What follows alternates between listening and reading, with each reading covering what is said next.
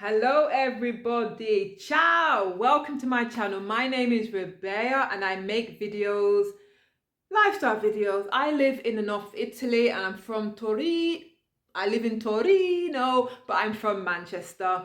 So I make videos to help people wanting to move, just lifestyle videos about language learning, you name it, I make videos on it. So in today's video, I want to have just a nice discussion about the downsides of living abroad. We hear many things about the upsides, but there are definitely some downsides that everybody has to factor in um, when they're thinking of moving abroad, or if they are moving abroad. These tips will just help you to know that you're not alone in what you're thinking or feeling. All right, so let's just say point number one that I'm going to talk about: leave family. You're moving, it's obvious that you're going to be leaving family behind, and this can be very distressing and can cause some type of emotional distress for you and for your family. And it is very difficult to leave your family, especially the run up to moving away. It can be it's traumatic and emotional. You're thinking about it the last weeks. Okay, I'm going to be moving away soon. This is going to be our last dinner. You might have negative feelings. You might get negative behaviors from other people because you're moving away. Many things can happen, guys. Many things can happen, but sometimes the feeling is just not that nice. It's nice, it's kind of bittersweet because you're excited to be moving away and to be starting something new, but on the other hand, you're leaving, family or your old life behind. So, a little bit of that. For me, one of the biggest downsides is, being away from my family, like I mentioned before.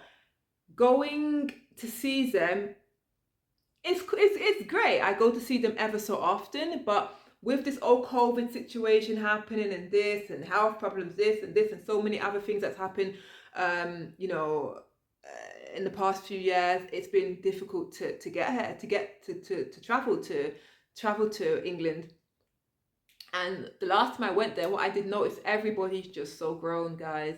Oh, my nephew, my nieces, they've grown up. They've grown up. They're not the people that I saw 3 years ago or I saw 2 years ago. They're just different people. And it does, I was taken back. They just got different personality. They're a little bit cheeky here. They're a little bit this there. It's nice discoveries, but I also missed out on a lot. You miss out on a lot of the small things that happen. The small things like, okay, my nephew going to school for the first time, his first day at school. Whereas if I was in the country, I would be there on his first day, probably go to school. Because I like to mark those occasions as an auntie, go to the school with my sisters or whatever, to see them off. So you miss all of those beautiful moments. You miss the beautiful moments where they're doing something for the first time. Next point is aging parents. Our parents are only getting older. My mom's only getting older, so it's nice to be around as she gets older, and you see the difference when you've been away for a long time, and you want to be close to your family. That's just the bottom line. You want to be close to your aging parents. That's it. And as they age further, as they age more, you're going to start having to think, like, what are you going to do? Your head start, oh God, what am I trying to say? You know what I'm trying to say. You might start to think a little bit more, like, is this the right place for me to be? Should I be here? Or what am I going to do? What's it going to look like, me going backwards and forwards? Who's going to care for my parents? All of those questions. I said, yeah, missing the small things, like going around to your parents' house, going to your sister's house, going to your friend's house, going for a cup of tea. All of those things are, you don't do them anymore. You're not going to be doing them. Yeah, you might have some new friends to do it with, but it's just not the same as doing it with those people that you used to do it with. There's been many times where my boyfriend, he's gone out to see his friends, and I've been at home, and I'm like, right now, if I was back home, I would be, at my brother's house, at my sister's house, having a cup of tea. We'll be watching TV, we'll be watching maybe The Housewives. We'll be doing this, we'll be doing something together. Just those little things. We're going shopping together, buying a dress, buying clothes, just doing all those things. You miss those things, believe me, you do. All right, so this is moving away from the missing of family and stuff, family and friends. But next point is like not feeling fully connected, not feeling fully connected to anywhere. This can be a good thing, and it can also be like, it can also leave you questioning everything, really. When I went back home, back to the UK, England, Manchester, I'm not fully connected there. Also in Italy, I also don't feel fully connected here. I still also feel like, oh, I'm an expat in Italy. I am expat. Yeah, I don't feel fully immersed. When I go back there, I feel different. So you're going to have that feeling of not being connected, and it's difficult. It's hard. It's interesting. Not feel connected to a place is interesting. Um, Yeah, when I went back to Manchester, I saw just different things like reverse culture shock. I saw the beauty of my city, of the city. I made a lot of comparisons together with the two of them. Um, yeah, just so many things. Yeah, I think when you travel, you lose that I'm from here type of situation, and you just become maybe a person of the world. You lose that connection. Attachment, maybe it's attachment. You lose attachment. It doesn't become as strong anymore, like I'm attached to that place. You can say, yeah, I'm from here, and yeah, I'm from there, but that attachment is gone. I don't really know how to explain it, but if you understand what I mean, let me know right in the comment section below. Okay, saying saying goodbye. Let me give you an example. When it's beautiful when people come to visit me and whatever, but you know in the back of your mind you're gonna have to say goodbye at some point to them. Um, and it's emotional. It's emotion, especially if they come to visit you and you have a good time. Like over Christmas, I went to Manchester. My boyfriend stayed here, and he had Christmas here with his family, and I had Christmas in Manchester with my family. But again, it's making that choice of, I'm leaving my boyfriend to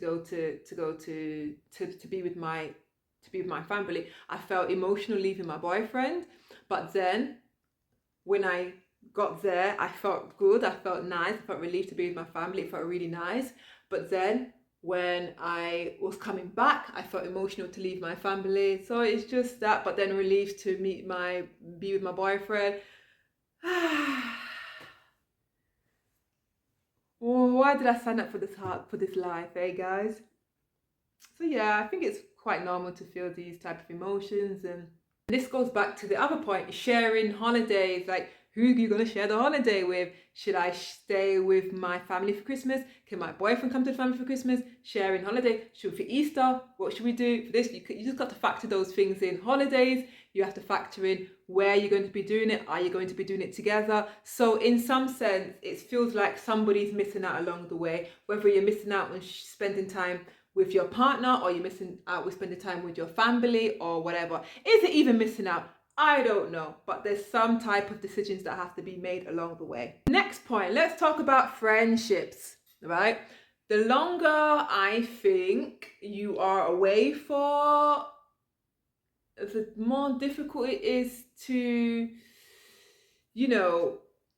maintain those relationships that you have, your old relationships that you had before. You both parties definitely need to make a conscious decision to keep in contact with each other. That's just it. Both parties. It can't only happen with one person.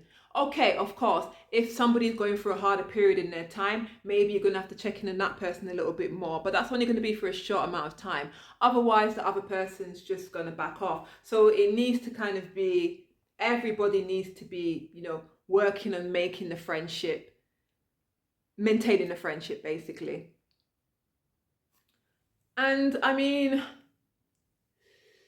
it's a new life that you've started, and they're moving on with their life, or they moved on with their life, and just they've got all different experiences. They've probably got all new friends, and then also the same thing with yourself.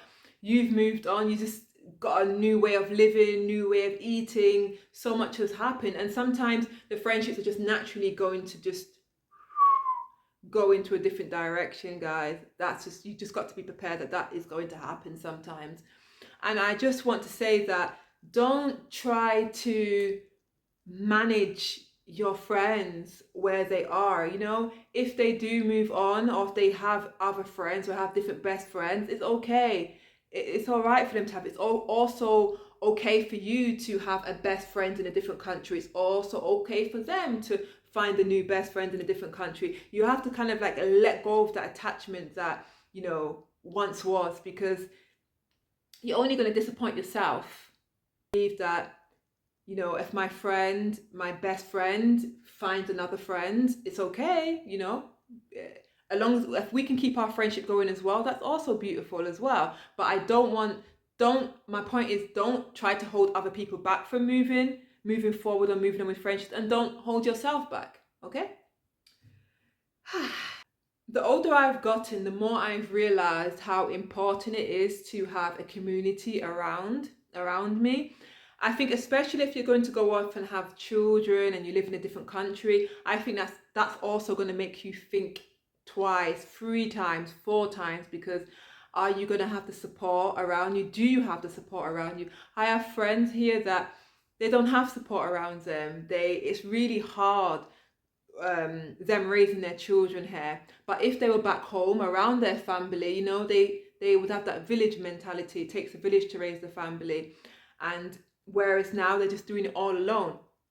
I don't have that situation where I have kids where I have to, you know, worry about having anybody help me with childcare or whatever like that. That would be a different story for me. But I have noticed that having a supportive network around you is important. It's important for everybody, having people around, supportive people, kind people, somebody that you can go to the house for a cup of tea, somebody that you can rely on. So all I would say is that when you do come here, put effort into making new friendships, forming new connections. No, you don't have the connections that you used to have. You're trying to maintain those connections, but while you're trying to maintain those connections, build a community around you. This is all I would say. Build a community around you. Build a home from home network. So that sums up my video on some of the downsides of living abroad, some of the downsides of living in Italy.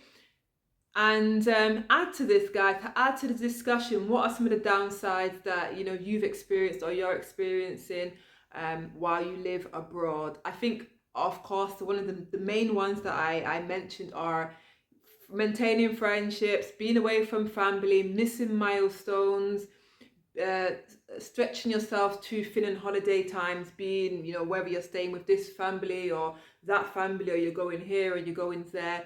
Those are also things that, you know, you just have to consider. But yeah, all in all, guys, thank you for watching this video, and please remember to like and subscribe and give this video a thumbs up. Interact with my videos, guys. Please share them, etc. If you have any video suggestions, please let me know in the comment section below. If you don't have anything to comment, leave a house emoji for home. I don't know, leave something. YouTube likes this type of stuff. All right then, guys, thank you very much, and bye.